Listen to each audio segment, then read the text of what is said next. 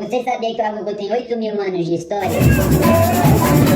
A palavra agogô vem do idioma Yorubá, que é falado lá na Nigéria e significa sino ou metal. Monto a luz pra ficar falando na sombra. A história tem uns dias já. Originário da Nigéria mesmo e da região do Benin, onde já se produzia instrumentos de metais há milhares de anos, eles eram feitos geralmente de ferro, bronze ou cobre, e tocados com uma baqueta ou uma espécie de martelo, trazido com os negros escravizados para o Brasil junto com as suas tradições milenares. O agogô se tornou um instrumento importante para a música brasileira, principalmente para a capoeira, para o axé e para o samba. No entanto, vocês sabem que nem sempre os instrumentos africanos foram bem aceitos aqui na sociedade brasileira. Durante o período da escravidão, o agogô, que é um instrumento fundamental para o candomblé, como tantos outros instrumentos africanos, não só foram ridicularizados e alvo de preconceito, como também chegaram a ser proibidos em muitas partes do Brasil. O livro O Negro no Brasil, de Arthur Ramos, de 1934, menciona que os instrumentos musicais africanos, incluindo o agogô, foram considerados primitivos e selvagens, e foram proibidos em Pernambuco durante o século XIX. Já na obra A Música Afro-Brasileira, de 1933, Mário de Andrade cita a mesma proibição na Bahia e Minas Gerais durante o século XVIII. O artigo A Proibição dos Instrumentos Africanos no Brasil, de 2001, escrito por Carlos Sandrone, cita a mesma proibição no Rio de Janeiro durante o século XIX. A coisa só foi mudar lá para 1970 com a valorização da cultura afro-brasileira. E é claro que se institucionalmente isso estava acontecendo é porque lá na base, no povão, na cultura mesmo, isso já estava rolando de uns tempos já. Nos anos 60, o agogô já estava inserido nos grupos de samba e já estava sendo usado nas escolas de samba. A história das baterias de escola de samba,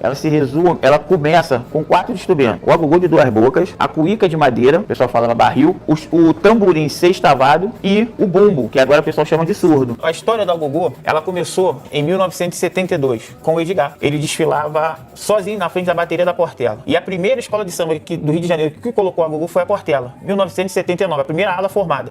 Ele desfilava sozinho e aí recebeu o convite do mestre da bateria para montar um grupo. Então, se ele ganhou o dobro de boca é porque ele precisava falar mais alto, né? Essa foi ruim. Obras como O Samba Enredo, de Luiz Antônio Simas, e A História do Samba, de Ney Lopes, citam o agogô como importantes novidades do carnaval daquela época. Em 2005, o IFAM reconhece o agogô como patrimônio cultural brasileiro através da resolução 71/2005, e em 2011, o mesmo órgão, o IFAM, reconhece o agogô como patrimônio cultural imaterial do Brasil. Esse reconhecimento ajuda a gente a valorizar e preservar a nossa história e a nossa cultura. O agogô é um instrumento que ajuda a gente a entender e contar a nossa história, a história do nosso povo, a história da onde a gente vive, uma história que traz muita tradição e que mantém viva e acesa a nossa cultura. Imagina pensar que quando você tá tocando, quando você tá escutando um agogô, você tá puxando uma história de 8.000 anos atrás. Um instrumento que, além de ser tocado com ritmo, também era usado para se comunicar. Curtiu? Segue nós, senta o dedo no like aí, manda pra quem gosta, principalmente pra quem não gosta, e vamos pra cima sempre.